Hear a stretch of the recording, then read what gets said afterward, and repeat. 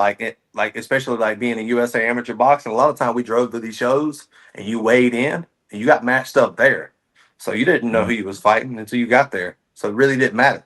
You had a few hours to go eat and you come back and that's who you was fighting. So that's why I tell like none of that matters. Like you're gonna get hit when you're in there. You might lose a fight. It when matter. It's all experience. When you go pro, that's when it matters. That's when you can be strategic about maybe your first few fights or whatever. Try to build yourself a little bit. I get all of that, but as an amateur, after your first fight, it should be maybe two tops. You don't need to be ducking no smoke.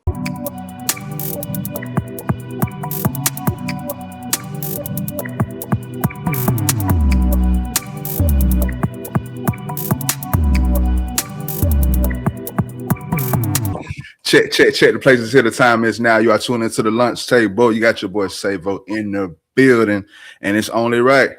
It's only right. I got a special guest, man. Can you please introduce yourself for the people, bro?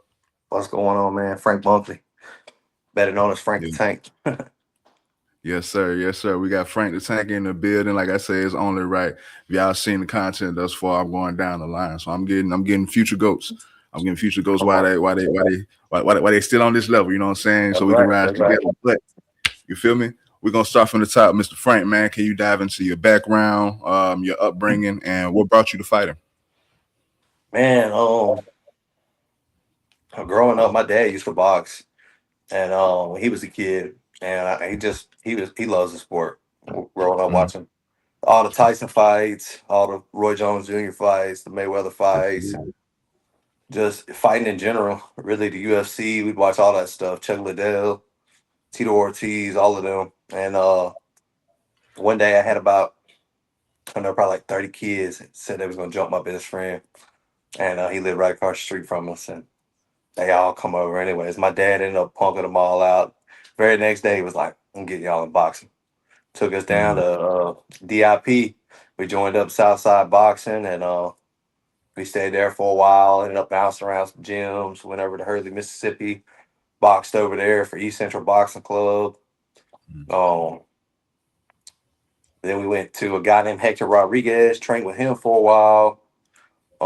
Then we went back to East Central. We just kind of bounced around as kids fighting USA amateur boxing matches, Mm. and ended up kind of taking a hiatus when I got a little older. I stopped for a while, got out of the sport, kind of blew up, got all fat and stuff, and then actually, funny enough, I ended up I would train down at Dexter's Fitness and Hope Boxing Academy.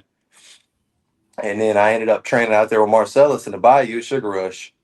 And Mm. one day I was out there, I was like shape bad. I was like 200 something pounds training. I'd Mm. been telling Marcellus, man, I want to take an island fight. Or I want to do this. And I was out there half ass in a workout one day. And he was like, look, you tell me you want to do this, you tell me you want to do that. You need to take this shit serious. Like, you got talent. And like, kind of went off on me. And at first, my initial reaction kind of pissed me off. But on the way Okay. home, the more I thought Yeah, about it's it, I was tough like, love. yeah, I was like, he meant what he was saying. So I was like, all right.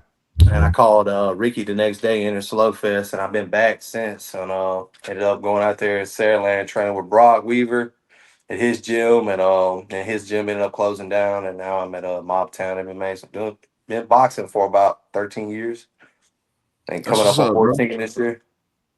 That's what's up, and especially like I'm not gonna say, well, nah, it's the truth. When it comes to MMA and mixed martial arts, of course, respect to MMA, but you can use it's it's more acceptable. It's more acceptable to see someone later in life enter that particular sport and still be successful. You know, so there you can enter Right. once again respectfully, but you can enter MMA later in life and still be successful rather Back. than in boxing. What in boxing, if you're not learning just the technique and the fundamentals of boxing, in my opinion, as a toddler, then by the time you get it, yeah, it's a It's more a of a different learning. thing. Yeah, it really Yeah, no, is. no, for sure. It takes a Going back, long time to understand the little things. mm-hmm, mm-hmm. Yeah, definitely. That like has it has to literally be programmed into you, shit Hmm. like coordination and everything. But going back to the beginning, like say that incident with the 30 kids and everything, that was pretty much the huge catalyst that made your father enter you and your siblings into boxing and whatever. But you mentioned that he was always into the sport, and you've seen it. Did you have any dreams or aspirations of fighting or boxing just seeing him, or was it no, he literally pushed you all into that direction? It was more so he pushed me into that direction. That, like you said, that very incident is the thing that led to me being where I am today. Like I said, we always watched it. And I was always interested in fighting, but growing up around here, I didn't ever really hear about any boxing deals. I didn't know that anybody that was boxing. I just knew my dad used to box when he was younger, and I was like, like I said, there was nowhere to box around here.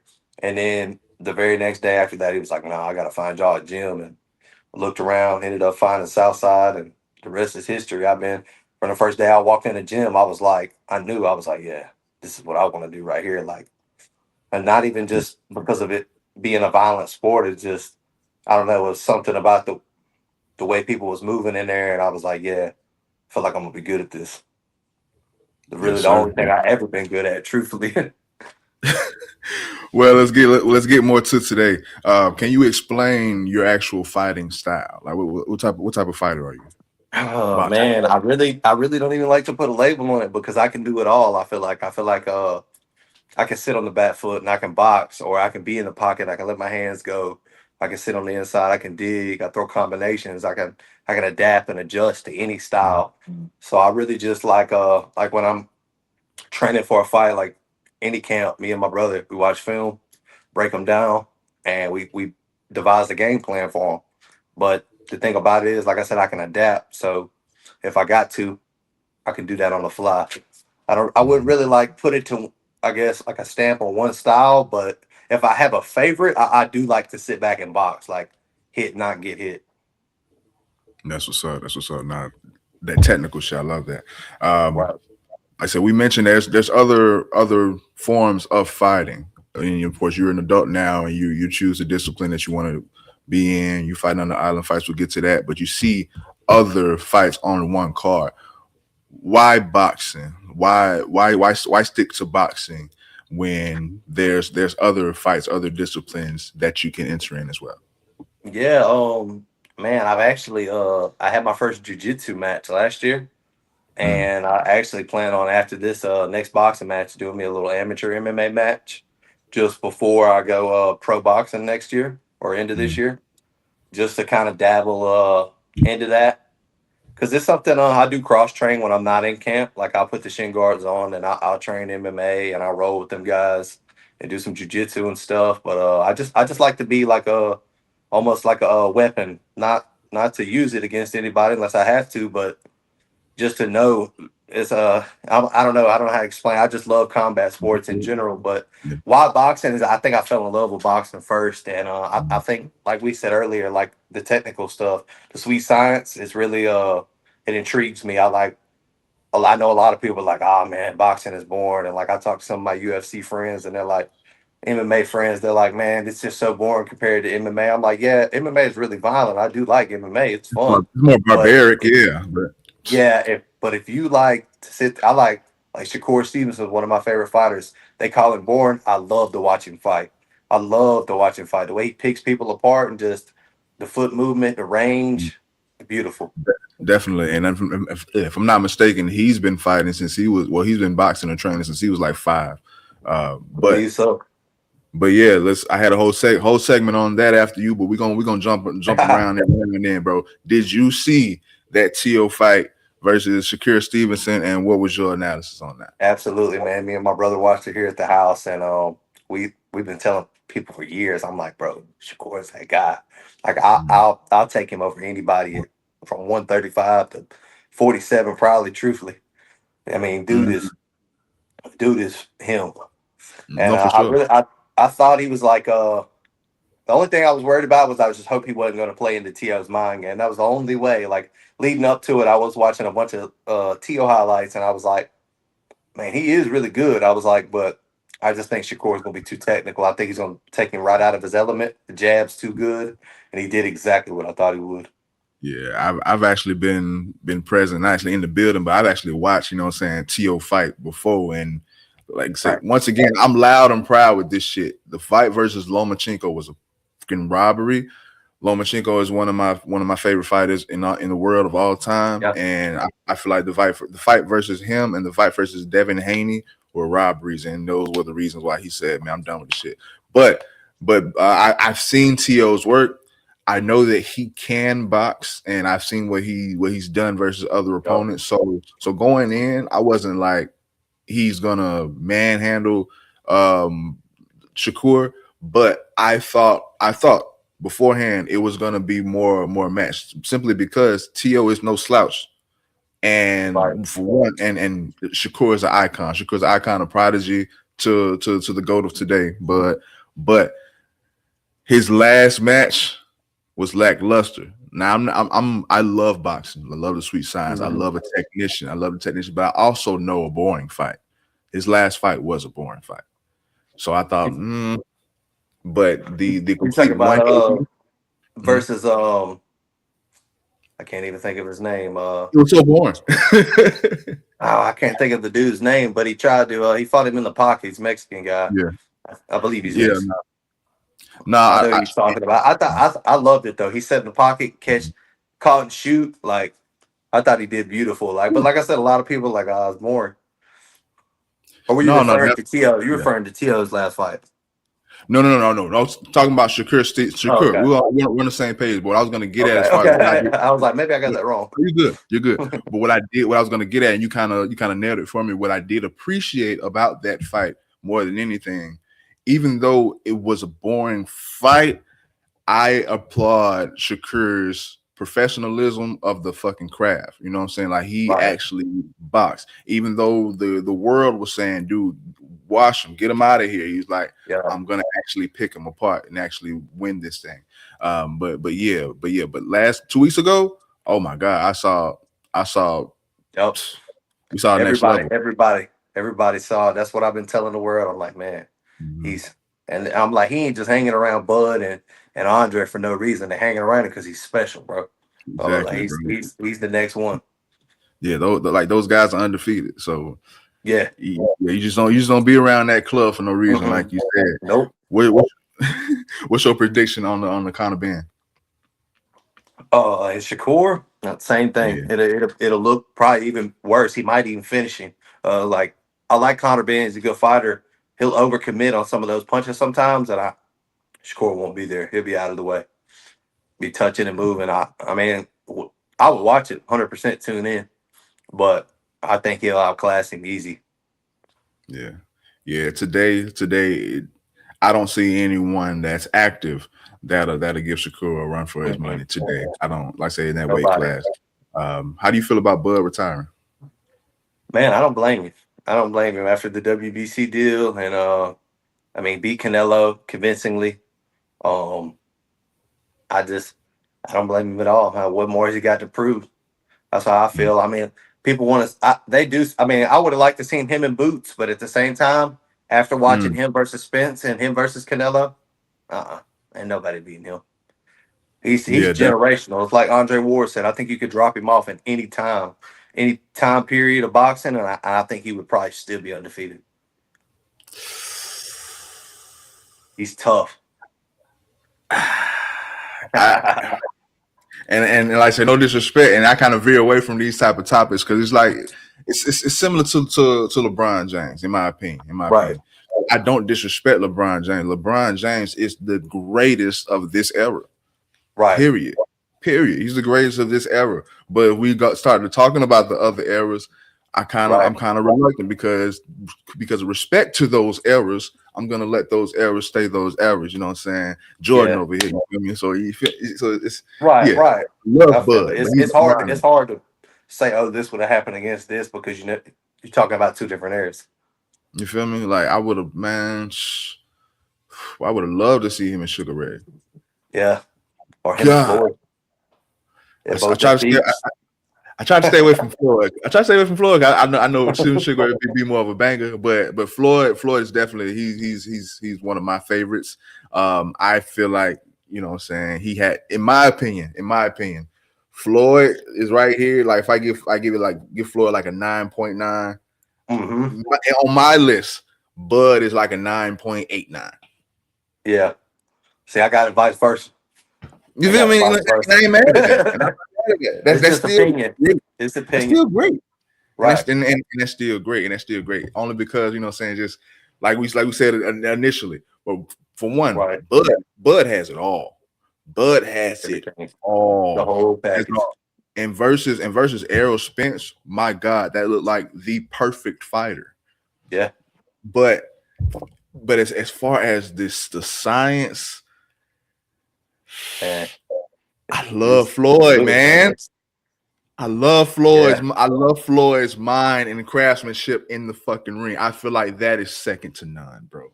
And Yeah. I, like you said, like that Shakur fight, how you saw a different fight. That's how I saw the Manny Pacquiao and Floyd Mayweather. I love that shit. I love that shit. I feel like he outsmarted everyone in that fucking building. Yeah.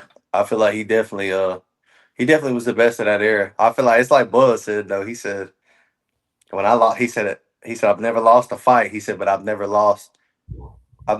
went to a decision that wasn't unanimous or I knocked them out.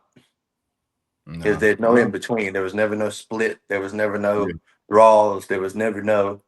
He said either I knocked him out or I won by unanimous decision. No, facts. I feel like you can't 100% say the same for Floyd. He's had some close fights. No, Not that he wasn't. 100%. I mean, he wasn't. But like I said, that ain't no disrespect to him. Just like you said, I think Floyd was the greatest of that era. So it's like it's hard to say. I think Floyd is a little more of a scientist, and I feel like Bud is a little more of a beat your ass artist. You know what I'm saying? Yeah, I would agree with that. Yeah, that's fair. But back to you, man. Can you give your record today? Oh, if I had to count it, oh man, I'm like, I know for sure when I was younger and I did USA amateur boxing in my USA amateur book, I'm 11-2 in that. On island fights, I am 1-2. Um, I've had a bunch of close, questionable calls. I guess you want to say fights. And then True Fight Series, I'm 1-0, and Gulf Coast Gloves, it's like 14-4. Don't quote me on that. I'm not 100% sure. So none of these count together. So these are all different records. Different promotions, right?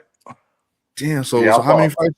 How many fights altogether you think you've been in thus far? I know it's over. I think it's like right over 30 amateur fights. That's a lot. That's a lot, but it's a lot. It's a lot. It's a lot, but exactly. Right. It's a lot. And but like I said, there was a hiatus for like a year to 3 almost where I didn't box. I'll say I didn't box, but like I would still pop in a gym here and there. But I just wasn't consistently like competing or training. Yeah, and that's why I wanted to get into, because you mentioned your hiatus earlier, and getting into, like, say we do it. It's hard to ask for an unblemished record. You know what I'm saying? You're gonna have peaks and valleys. You're gonna have learned lessons. But when it comes to those losses that you did experience, did the hiatus have anything to do with that, or the having to lock back in have anything to do with you going through those valleys? I think just the having to lock back in, like I said, when we USA amateur box, I was 11-2, and that was under USA amateur boxing. And really, the most robberies I seen was when we were coming up in that. Like my brother, I think his first 5 USA amateur boxing matches, or first like 3 or 4, he went 0-3 or 0-4, and that was a more frustrating thing to like deal with. Just watching him, like knowing he won those fights, like they were like razor close as a kid. Like I think that frustrated, especially him.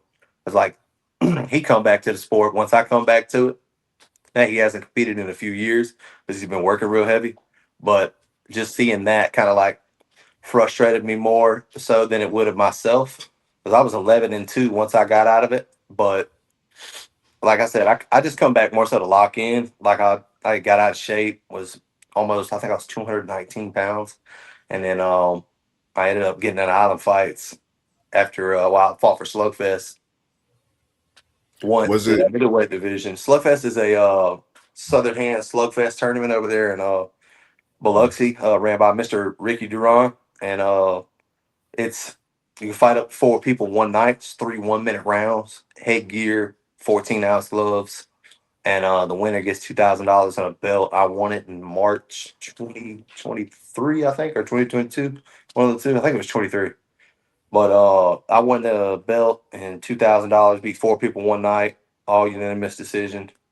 And then I'm still fighting for Mr. Ricky. He's got a Gulf Coast Gloves promotion as well, and mm, he accounts all those. I fought in a few of his Southern Hand Slugfest tournaments, which actually helped me kind of because like mm, I used to be more so of a sit back on the back foot, touch, hit, not get hit.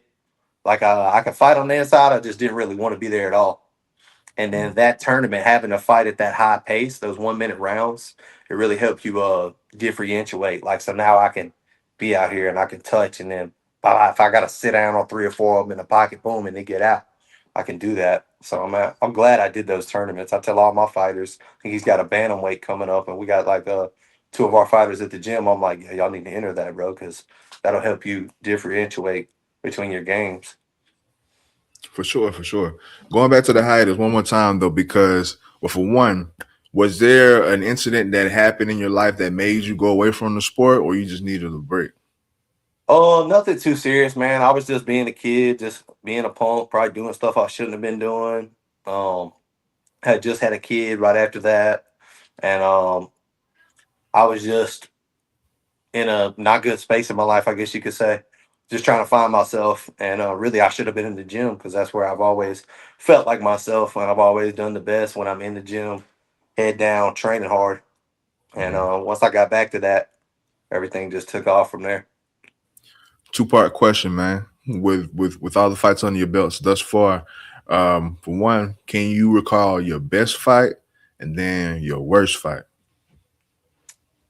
My best fight, man, that's a good question. If I had to say my best fight, I like to say my best performance is probably my last performance, and that probably goes for every fight. Really, like I feel like I get better as each fight goes. And my last fight, I won the Gulf Coast Gloves belt, lightweight belt for Mr. Ricky, and I fought tough Ladrell Wright. He was a scrappy dude, and he fought exactly how I thought he was going to fight me. And I had to, like I said, a lot of people know me for my head movement and like sit back and box and being a slick boxer. Like that's just what they've seen out of me in the ring, because I really never had anybody that really just wanted to press me. They always tried to box me, but like this guy, he really brought that pressure, and I knew he was going to fight like this. So I got to show like that I got different tools in my bag, and I got to actually sit in the pocket and catch and shoot, pop, pop, pop, pop, return the whole time, and on one unanimous decision. So I would say my last fight would be my best fight, and Worst. my worst fight would probably be my very first island fights. I'd say just because I wasn't in the shape that I should have been. Yeah, I still want a unanimous decision, but I just felt like as looking at it, it doesn't Hmm. represent who I was as a fighter. I was like, I kind of look sloppy out there. I could have been in better shape before I took that fight, but I'm glad I did because being on that stage, taking that fight, it's just more experience. Like getting out there, like that's what I tell my fighters. Anytime I'm coaching in there, I'm like, dude, if y'all are fighting, fight, man. It doesn't even matter who you're fighting. Like, long as same weight class, whatever, fight, bro. Who cares about their record? It's amateur. It all goes away when you go pro. That's what's up. But now you said well, you said something profound, something that caught my attention. Your worst fight was still a win, even though you had L's on your belt. Yeah, some of those fights, if you know, I'm an L is an L. Like I said, it's all experience one way or the other. But those losses, a lot of those losses, I feel like I was robbed. Like if you go back and watch Mhm. my last fight on Island Fights in April last year, when I got out of the ring, Dean Toole even looked at me and was like, "Man, everybody in here knows you won that building." He was like, "Devin Cushing's lost in this building. Roy Jones is lost in this building." Um, named off a few other people. He was like, "Keep working." He was like, You're a great fighter." He was like, "And I don't just tell anybody that." He was like, "You're a great fighter." So I mean, there's a few losses on my belt that like were good fights, and I had good fights, but I felt like I performed great in those.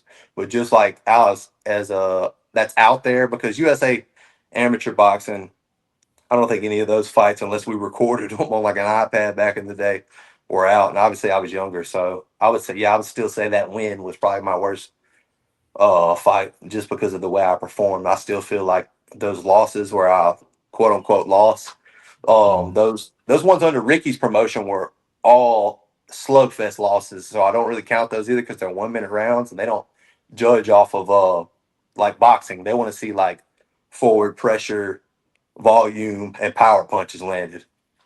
Mhm. Is So Mika is Mr. Ricky's promotions your favorite promotion to fight under? It's between him and Island Fights. Island Fights is makes you feel like a superstar, is what I say, and they always treat you good, and everything's cool there. And Mr. Ricky, he runs a super fair, super good show. Um, Everything's well taken care of. All his fighters accommodated, everything like that. And he's just super professional over there. I enjoy fighting for him. So both of those shows are really at the top of my list. I really do enjoy fighting for those, and they're both right here by Mobile. You know, Mr. Ricky's over there in Biloxi or Pascagoula, um, anywhere around that area, and then Dean, sometime in Biloxi, Pensacola. You know, then now they come into Mobile. So Mhm. Shout out, shout out. Going back to you though on your fighting, when it comes to your wins or just you giving your effort in the ring, what do you prefer? A knockout or a definitive decision? Unanimous decision. a win by any means necessary. I've actually only got I think two KO, TKOs total under my belt. I'm not really known as like a power puncher or a knockout artist. If it comes, it comes. If it don't, it don't. I'm really looking to win by any means necessary, outpointing you. But like I say, I got tools in my bag that I can dig in there and get if they want to. I'm really strategic with it. So like I said, I got a game plan for them before I even step in the ring. And if I got to adapt or adjust to that, I will. That's what's up. That's what's up. So I have another question, basically, but it may tie into what you already give, or I just may be assuming shit. I want to ask which fight taught you the most, but I want to assume that it was the loss because of the comeback and the locking in. Was that the fight that taught you the most, or was another fight or situation that taught you the most about yourself as a fighter? I think if I had to say what taught me the most about my fight or about myself as a fighter, would be the loss against JT Thomas on Island Fights. That wasn't my Mm, last loss. I think that was 24 September, something like that. yeah. Maybe. I can't remember when that fight was, but me and JT had a really good fight, and I lost a split decision to him. And I felt like I won the fight, but I've watched it back 100 times. I felt like I ran won 2 rounds to one, but I took that fight at 165, I think, and I think it was 3 2-minute rounds. I was in pretty good shape, and just going those three. JT is a phenomenal fighter. Um, just going those 3 rounds with him and watching that back, I think that kind of made me realize and lock in even harder. I was like, okay, like kind of prove Yeah. to myself that like I'm where I need to be. Like I can hang with any of these dudes around here and probably beat most of these dudes. Going back to a little something that you mentioned earlier, kind of ties into one of my segments or one of my notes. Because you said, for one, before we even get there, can you shout out your team, your gym, and who you're fighting, training, and slash coaching under? Man, shout out Mob Town MMA. Be out here in Mobile. I'm one of the boxing coaches there. My boy Brock Weaver, he's my one of my head coaches. My brother Jacob Bunkley is pretty much my head coach as well. And Matthew Moody, he's our MMA and jiu-jitsu coach there. And dude, all them guys are brothers to me. And I just man, we got it going over there. Yes, sir. Yes, sir. Now you mentioned, like say the people that you coach, how they're worried about their amateur records and everything, and how Mhm. they want it to look the best. In your opinion, do you notice a lot of people just outside of your camp, but within your proximity, fighters that you can go up against? You see a lot of people ducking. Oh yeah, man. It's a lot of smoke being ducked out here.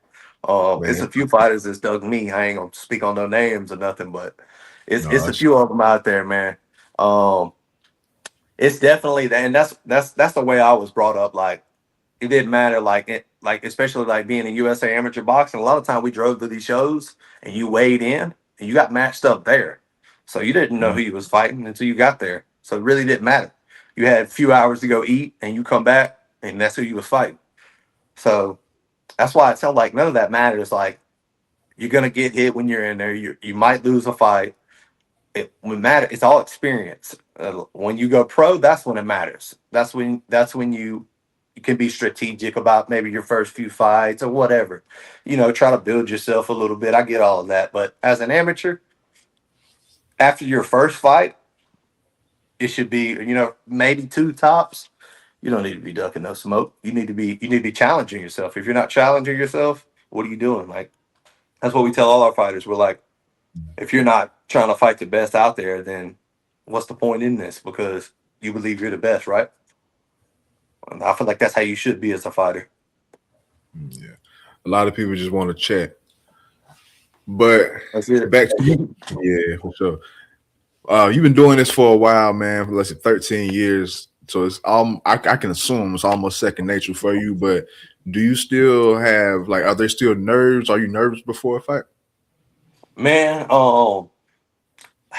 I do and I don't sometimes. A lot of the times, seems like for about 9 to 10 years, it was always nerves every single time, no matter what. And I don't know.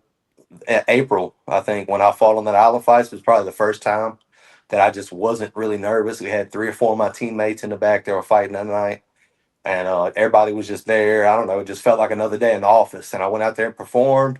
Thought I won, lost a split decision to Vinny, but Mm, I think just that fight right there was the one that I was like not nervous at all. It literally just felt like another day in the office. And then this last fight, the same thing happened after that. The next three or four fights, I didn't really have any nerves at all. And then this last fight, I felt like they come back just a little bit. I guess because it was like my first title fight again. I guess you would yeah. say, and I would just brought back a little bit of nerves. A little, I guess there was just a little more pressure. But as soon as that bell rang, they go away. I'm Mm. locked in. As soon as that bell rings, Who's been your hardest opponent thus far? hardest opponent. I would say probably JT. I had to go back to JT Thomas, man. He's actually out of Pensacola, and JT's got a really crafty style. I feel like we fight very similar. So Uh-huh. when we fought, it was a kind of like a clash of our two styles, and he made me think a lot. And that's you got this game. It's like a game of chess. Got to outthink the other man, and I think that definitely was my hardest opponent, just having to outthink him because I feel like I have a really high IQ when it comes to this. So most people like I can, all right, he's doing this or he's doing that, and I see this, I see that. If they You can mix it read in, them. most people ain't mixing in feints like that, and he had good feints and good jab stuff like that. Nah, that's what's up, bro. Give me your top five fighters, boxers, all time. Top five all time. All right, let's go top five, no order. Terrence Crawford for sure. No order. I don't really have an order. I don't really have like a super favorite, but I got Terrence Crawford in there. Andre Ward for sure. He's a. If I had to go like number one overall, it probably would be Andre Ward. He's one of my favorite fighters. Not bad. I like Canelo. I watch a lot of Canelo. Um, I also like. Oh man, let's see. There's so many. Mm. Steal a lot of stuff from Lomachenko too. I feel like I'd have to throw him in there. Um, let's see. I'm gonna have to go Mike Tyson for sure. I just grew up watching so much Mike Tyson. He's one of my all-time favorites. So, if I'm not mistaken, that's five. Do you want honorable I mention, or believe is that so. Honorable mention Shakur Stevenson for sure. Love watching him. that's what's up? Do you think Canelo's the greatest Mexican fighter? I really do. I really do. I don't really. That's a good debate to have, but I feel like Canelo fought everybody either at their prime, and if he didn't fight them at their prime, it's because they were probably ducking him and waited till he got out of his prime. Minus Crawford, he ain't ducked nobody, but he fought Mhm. them all. If you look at his resume, he's got one of the best resumes in boxing. Bro, I mean, bro, Cotto, Floyd, Bud. He's fought Canelo, Canelo everybody. got almost 70 fights as a pro, Yeah. and he's only what 35. Yeah. And that's not even including, they say he has like 10 or 20 more in Mexico before he even come over here. He was fighting at like 12, 13, 14 years old, a professional. It's crazy. Shout out, what you call it, Oscar De La Hoya. Shout out, Yeah. is Roberto Duran Mexican? Yeah. Roberto Duran and Julio Cesar Chavez. Those are Yeah, some of the see, greatest Mexican fighters, too. yeah, yeah. I'm over trying to just weigh what I know of them, and Right. it may just be because of my age, but I'm on the same boat, Right. man. Give me Canelo. Yeah, like I said, it could just be because our age. I mean, I'm sure if you ask the people older than us, they said nah, but Yeah. it No. could be recent biases. But Mhm. I What's say the your same thing. what's your favorite? What has been your favorite fight of all time that you've seen? My favorite fight of all time. That's a good one. I've seen some good fights, man. I don't know. Probably that Terrence Crawford performance against Bud. I mean, against Spence that we Your talked Spence? about earlier. Man, the way Yeah. he just picked him apart. Like I kept telling everybody, yeah, Bud's gonna win. Like Bud's gonna win. Like even me and my coach had a disagreement about this. He was like, nah, bro. He was like, Yeah, I was Spence is gonna gonna say beat him. Spence is gonna beat him. Which is funny. Like when he fought Canelo, I was like, nah, bro. He surprised me. I was like, I think Canelo's too big. I was like, I really do. I was like, the weight class for a reason. I was like, he's jumping up a lot of weight classes. I was like, I ain't saying he can't Mhm. handle it. I was like, but dude, if there's just one shot, I mean, just one shot that he don't see coming, and Canelo lands, he probably gonna put him out. I was wrong, totally wrong. And my coach was like, nah. He was like, Buzz gonna beat him. I'm telling you. So it's funny, man. But I think that performance against Errol Spence, bro, the way he just broke him down, like he couldn't do absolutely nothing with him. And Errol's a great fighter, a great fighter. Yeah. He made him look like an amateur. Made him Up look like until it was that his first day out there. up until that moment, Errol Spence was my favorite fighter that was active, but I feel like the Ferrari accident like I do too. took a lot out of him. I really Yeah. do. He had a retina or some shit like that. Like, what you Yeah, doing? something to do with his eye. Yeah, what you doing, man? Let's Yeah, get let's get into your training, man. How often do you train, and what's your diet like? man, 6 days a week. 6 out of 7 days a week, I'm training on. Actually, tonight when I go drop my oldest son back off, I'm going to Club 4, hit some abs, sit in the sauna. So usually every Monday through Friday, I'm training, and I take Saturday or Sunday off, and then work out on one or the other. And Mhm. my diet, for the most part, is when I'm in camp, I'm eating 100% clean meats, protein shakes. I fast a lot. Usually this camp, I'm moving up. I'm challenging for the Gulf Coast Gloves middleweight title. Mhm. But so I've been able to eat a little more. Like earlier, I had some sushi for lunch. So I've been able to eat a little more just because I'm not going to have to cut as much weight. Ricky does same day weigh ins, and I got to be between 170 and 175 that morning. And Mhm. before lightweight, I think is like 152 or 4 to 164. So Mhm. I've been able to be like between 160 and 164 and been good. But this camp I've been able to eat a little more. But normally I got a super clean, and even when I'm out of camp, I still fast just about every day till I get off work. And I still eat. I eat clean to an extent, but I do enjoy myself when I'm out of camp. So Yes, sir. Yes, sir. Going back to just fights that you've seen, what has been the biggest robbery? Like I say, it happens all the time in boxing. What's the biggest robbery of all time? Robbery, not rivalry. A lot of people think I say robbery. yeah, Robbery. biggest robbery of all time. Man, you might have said it earlier. That Lomachenko versus Devin Haney fight. I swore Lomachenko won that fight. I really did. Me, my dad, my brother were actually watching that together, and we were all like, "Dude, there's no way they just robbed him." We were like, "There's no way they just robbed him like that." Or, For and the this might viewers, just be recent. This might just be yeah. recent biasy, but that Lamont Roach and that Tank fight, Oh my God.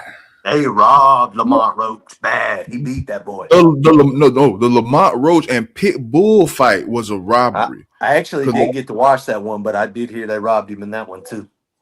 now, yes, now that was a robbery. I feel like, I feel like Lamont Roach, in my opinion, the decision for the draw was a little bit justified, but the fucking Pit bullshit, and I love Isaac Cruz. I love Isaac Cruz. Roach beat his Yeah, ass. yeah. Roach And beat I his ass. figured he would. He got a knockdown like the first or second round, and I think that kind of like edged him up. But Cruz was no, bro. Cruz got whooped, and I Yeah. love Pitbull, but yeah, man, I'm sorry you brought me up with that. I was about to say something, but no, yeah. To the viewers, please do your research on Lomachenko. Yeah. Even Got to. even bro, even go back and watch the loss that we're talking about. Him versus Devin Haney. Go back and watch that fight. It's man, and him versus Tio. That was some real questionable calls that he He had. mopped, And he mopped Cam I Davis. was upset when he retired. I was like, man, because I felt for him. Yeah, Felt for him. not for sure, and that's like you mentioned Lamont Roach. That's how I felt after the pit bull shit. I'm like, bro, I would say fuck y'all at this point. Y'all don't want to see me win. Right. That's crazy. That's crazy.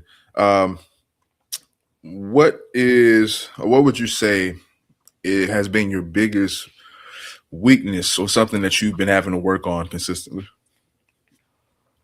Um, I don't even know if it would say weakness. I'm always trying to improve my jab.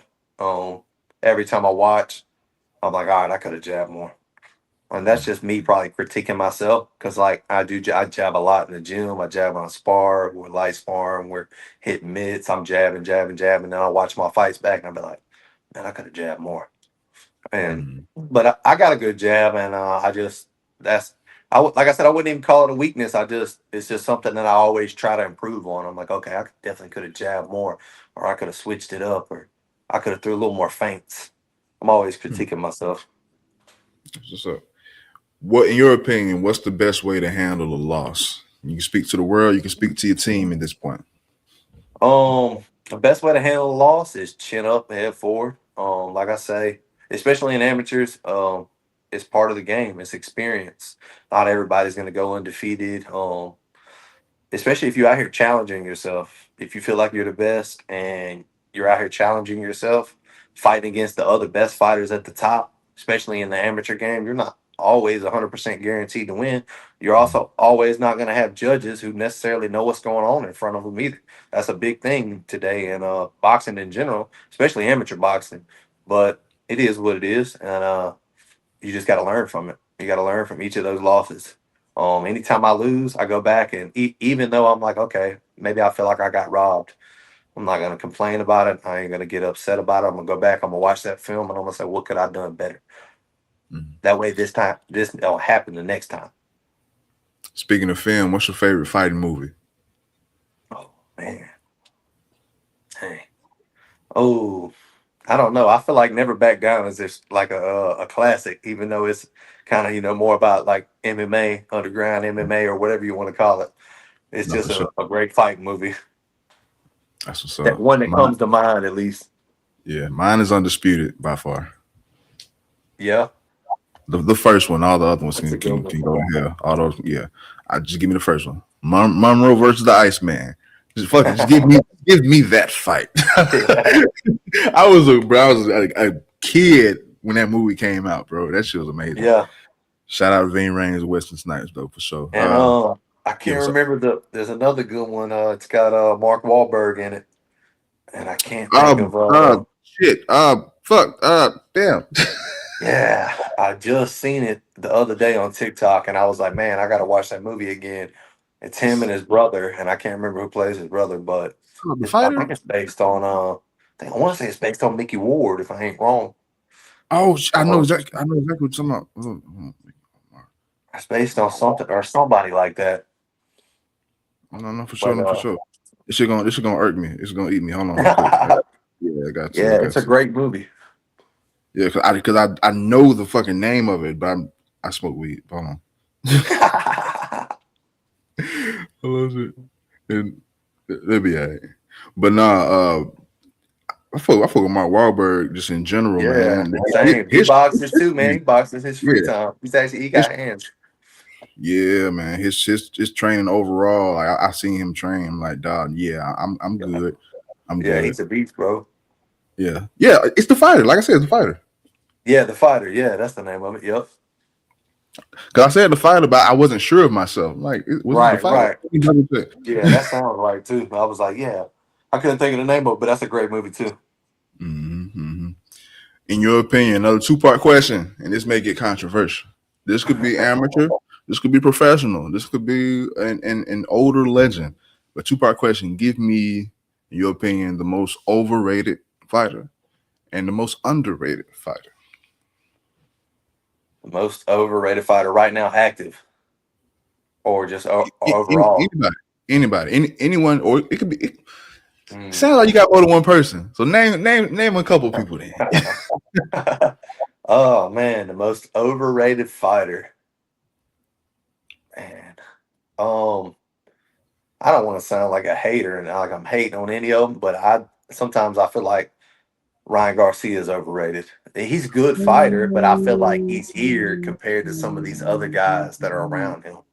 Not that he's not a good fighter, but I just feel like they put him on a level that he's actually not quite on. And that could just be I don't want to sound like I said, I don't want to sound like a hater. No, Um I know you. I'm a fan of Ryan. I'm a fan of yeah, Ryan. I am too. Like Yeah. I like him. I just sometimes I'm like when they're talking about him versus Shakur, bro, Shakur will cook him. You talking look what Tank did to him. Tank will stop him. Now he was Like dehydrated, man. Devin Haney. Well, he beat Devin Haney, but Yeah. I don't know what happened, man. I really don't See, know what happened with that fight. see, I really don't. I think shit like that kind of justifies him because Devin Haney out here beating Lomachenko and shit, and he Right. mopped Devin. He He did. He mopped Devin. whooped him. He whooped him bad. But I give, I think yeah. Devin might have let the mind games get to him because I don't know if you ever seen the interview with Tank where he was like, I was scared as shit. He said his brother come in my locker room before the fight and said, that left hand is gonna knock you out. He said I was terrified of his left hook all night. He said I was not trying to get hit by it. That's a deadly weapon. Ryan's Yeah, left hook yeah. is a Like I said, deadly weapon. he's a good, and I think I do think that's what makes him like a dangerous fighter. But somebody like Shakur, I just don't see that happening to somebody like Shakur. I don't think he's going. I think his IQ is too high. Mhm. Like just like Tank's, I think Tank's IQ is too high for Ryan, which he did, like you said, had the rehydration clause and whatnot. But I he's don't a have. good fighter. I don't know. He's just one that come to mind. I don't know. And another one, and I'm gonna probably sound like a hater too, is Deontay Wilder, and he's from Alabama, and I really don't even like to hate on him. But man, if somebody would teach him just some basic boxing, I think he would be like killer. Like he's got the most insane knockout power ever. But like as far as it comes to just being like a boxer, I'm like, but he's Nah, got that equalizer, so it's like it's hard to call him yeah. overrated. So Once again, I really, even though I mess with him, I can't really argue. I can't really argue. In my opinion, Deontay Wilder right, has always been a great fighter and brawler. I've never looked at him as a great boxer. Nothing to take away from him as a fighter. I feel I right, still put my money on him versus a lot of people. But right. as far as if I was putting somebody on game to the sport of boxing and saying, hey, watch this person. Yeah. I'm not gonna You tell one of my fighters, hey man, I want you to go watch this Deontay Wilder fight. feel me? And that's not like I said, and that sounds like me hating on him. He ever see Yeah, this, he's gonna be like, but fuck no, that guy. But no. I'm like, if I'm trying to teach him a technique, I'm Exactly. not gonna do that. I'm gonna tell him, hey man, you need to go watch this Mike Tyson fight, or you need to go watch this old George Foreman fight, or you need to go watch this old Muhammad Ali fight or something. I'm definitely not telling him Deontay Wilder. Because respect to Deontay Wilder, he has something that you really can't teach. You know He's what I'm got saying? that So equalizer, man. You can't you teach feel him. me? So, He's but got heart too, so he's got it. so those are your two overrated fighters, That's my Ryan overrated and the most, and let's see, underrated. underrated fighters. I want to say Shakur, but I feel like everybody knows now. I feel like They know now. they They should know did. now. Yeah. um, let's see. I feel like Andre Ward. I feel like he don't get talked about enough. Like we talk about him. People who are connoisseurs of the boxing sport, we talk about him. Bud talks about him. Score talks about him. Anybody who's high level boxing talks about him. But I feel like outside of the world of boxing, Yeah. people know who Floyd Mayweather are. People don't know who Andre Ward are. If Like I'm like talking to somebody that ain't never seen a boxing match, and I'm like, hey man, that Andre Ward fight, and they're like, who? Like sometimes I'll tell some of my fighters, have you ever seen an Andre Ward fight? They'd be like, huh? And when I first started boxing, one of my coaches at East Central Boxing Club, Mr. Cam Moffitt, he told me, he was like, man, I want you to go watch Andre Ward highlights. Go watch some Andre Ward fights. He was like, you kind of fight similar to him. I want you to start studying him. And so I did. And I've been watching him ever since. And I feel like he don't get the credit that he deserves except for inside the boxing world. Like I feel like mm, outside of the boxing world, unless you watch boxing, they don't really know who he is. Like I could go up to somebody though and probably be like, hey man, you know who Floyd Mayweather is? And they'd be like, yeah, I know Floyd Mayweather. He just never had that aura, I guess, about him. So I feel like people never really understood how great he was, even though he's mhm. undefeated and retired that. Yeah. That's how I feel about well, all respect, but I give that nod to Pernell Whitaker. But yeah. Yeah, Pernell Whitaker is kind of the same way. Also, Lomachenko, man. I don't think people realize how good Lomachenko is. He is one of my favorite fighters for a reason, dude. The pull down where he'll just tap at the glove and Bro. send it Bro. behind. You never even see it coming. Me and my coach Pause. still all kinds of stuff like that. Like Like, pause. He's a his beautiful fighter, IQ, bro. Like IQ is crazy, and like it's the wild, training he bro. used to do. Like his dad would make him hold his breath underwater. I think he can hold his breath underwater for like 3 minutes or something crazy like that. He Hmm. used to tap dance just to learn how to like have movement and stuff. Like, And that dude was a sidestep, that beast. sidestep around you. Yeah. Yeah, man. The way he in there just clowning on people. I think, Mm, yeah, I'd have to go Andre Ward and Loma. I don't think they get enough respect like they should. for sure, for sure. Yeah. Once again, man, y'all do your homework. What do you see Got you. yourself in? What do you see yourself in the next 5 years? In the next 5 years, professional boxing. Probably off the hook, island fights, something like that, something big. I don't know wherever this takes me. That's what when I got back into it, I felt like I owed myself. Like I was like, man, I'm good enough at this. I've got a high enough IQ that I need to just see where this takes me. And that's why, like, I just kept fighting, and I was like, oh, man, I'm winning these fights, or I'm just barely losing these fights. And I'm Mhm. like, all right, I got to take this to the next level. And now I'm at the level where I feel like, okay, I've seen these guys compete around here. I've seen some of these pros compete around here. I know I can beat these guys. So we just see where it takes me, one step at a time. Yes, sir. Yes, sir. What type of music you listen to in training, man?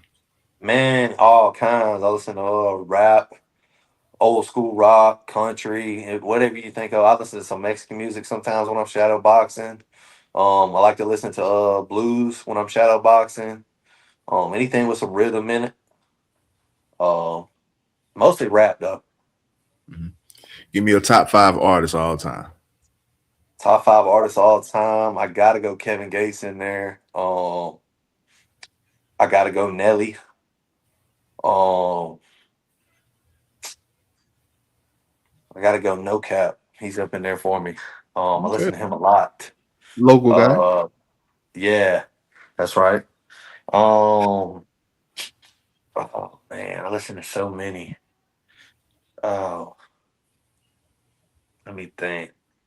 I listen to a lot of Gunna while I'm training. Um, mm-mm-mm. Man, that's a good question. I listen to a lot of rappers. Mhm. Mm-mm-mm. Now it doesn't have to all be rap now, Yeah, I guess that is true. I mean, mm, but that just makes for a harder list. yeah, yeah. Oh man, I could think of a bunch more. Trying to think of who I listen to the most.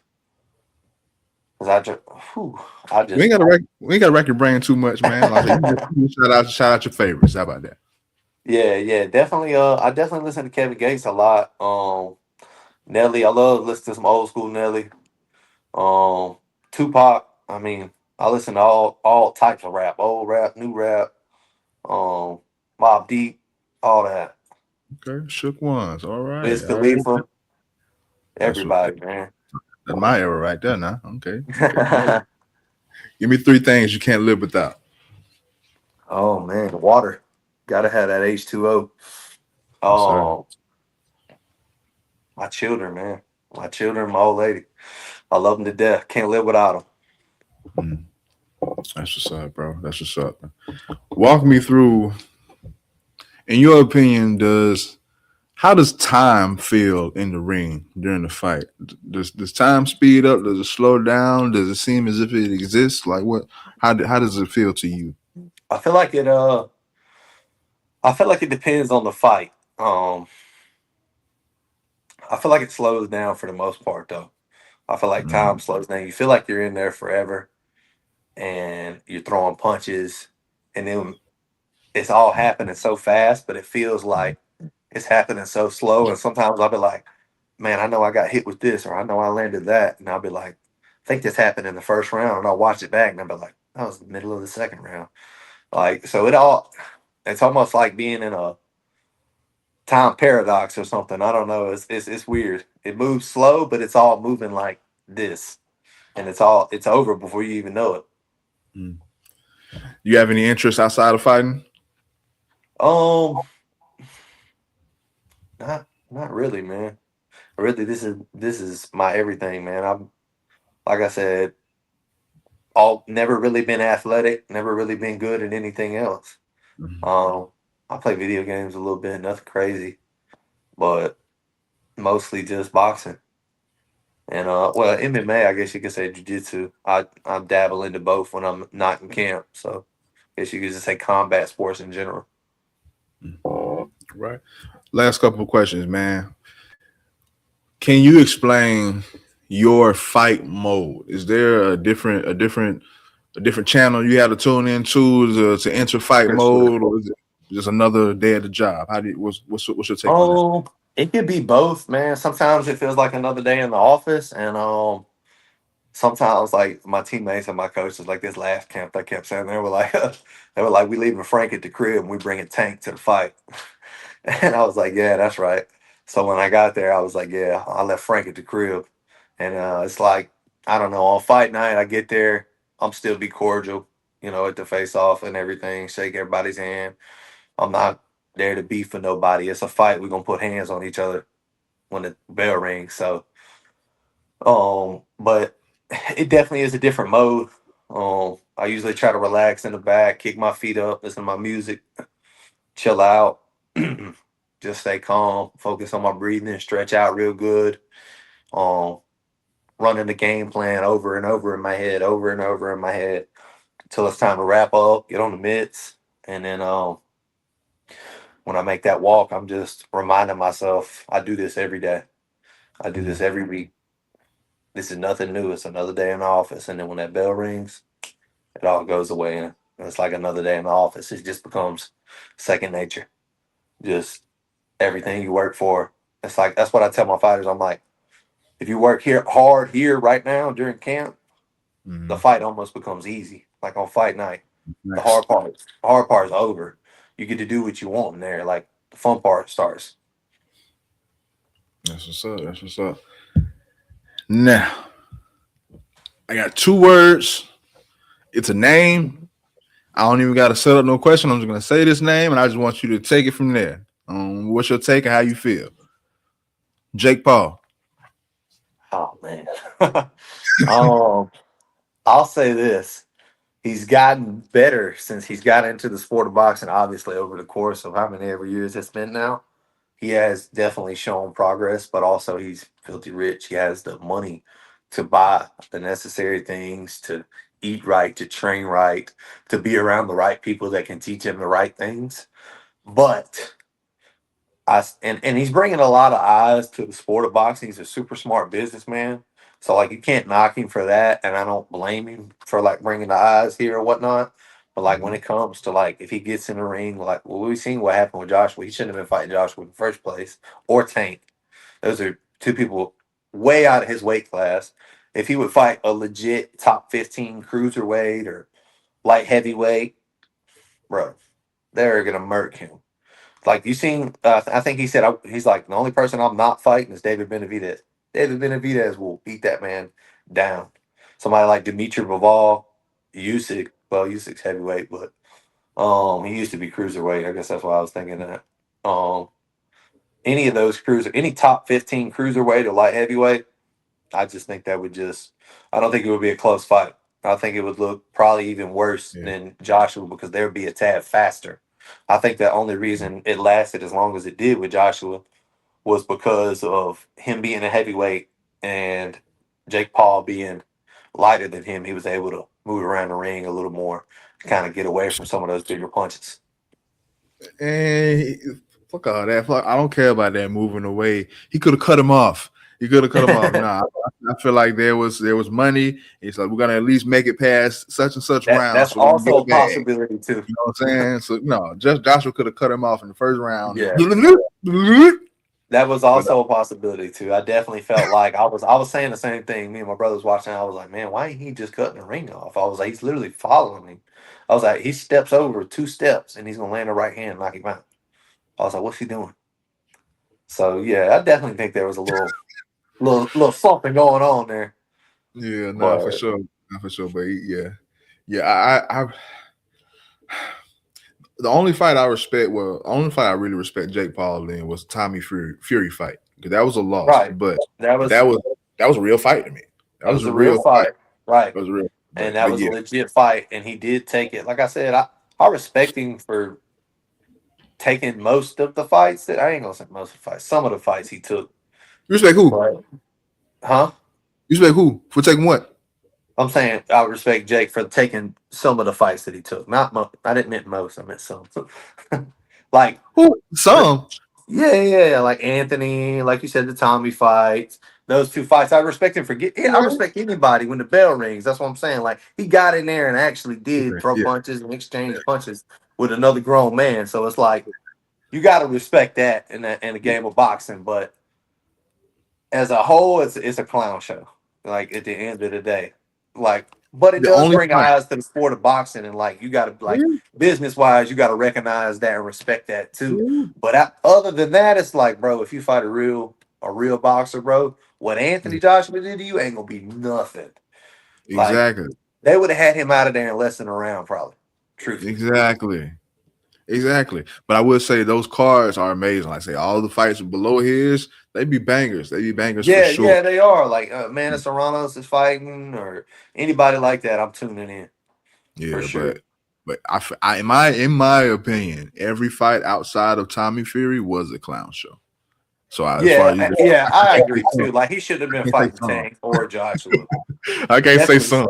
No, Yeah, he only saw definitely one. shouldn't have been fighting that. But I Yeah, guess I should have said couple because that's really the only two that I like. Because like I really was like, all right, he's not gonna fight Joshua. I was like, no, when it comes time, like he's gonna bullshit out and he's gonna back out. Something's gonna happen, and yeah, he did know. So that's why I was like, okay, well, yeah. even if it was scripted and he was all right, at least let it go this long. I was like, at least he got in there, I reckon, I know and there's a bit of a script exchanged in most. some punches. Yeah, I know for a fact there's a script in most stuff because Had to even be. at even at this age, Mike Tyson really beats Jake Paul. I don't give a damn what you Yeah, say. man. I don't know what he had going on. That was sad, man. He was biting his The gloves, and I was like, dude, this is. I was like, I'm not even watching this. I turned it off. I was like, I can't watch this. I was like, what is going on here? What is your message to aspiring fighters? If you can give one last message. Man, my message to inspiring fighters, especially young amateur fighters, is just fight, man. Like I was saying earlier, like I tell my students or training partners, whatever you want to call them, when you're an amateur, none of this matters. Wins, losses, draws, it's all experience. Every bit of the experience. Now, I'm not saying go fight every single weekend, but test yourself. Challenge the best around you in your area.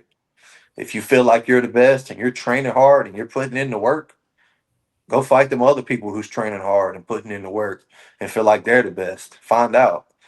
So you know what level you're at. And if you're not at that level, you can keep working and getting better and work harder.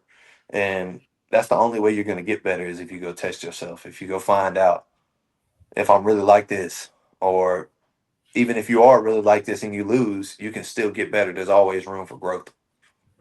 Facts, facts. You got any questions for me on the way out? No, sir. I just appreciate you having me on. Yes, sir. Yes, sir. One last time, man. Tell the people who you are, where they can find you. Frank Bunkley. You can find me on Instagram at Frank Bunkley. I can't even remember my username. And you can find me on Facebook, Frank Bunkley. All right. Lunch table. Signing out. All right. Boom.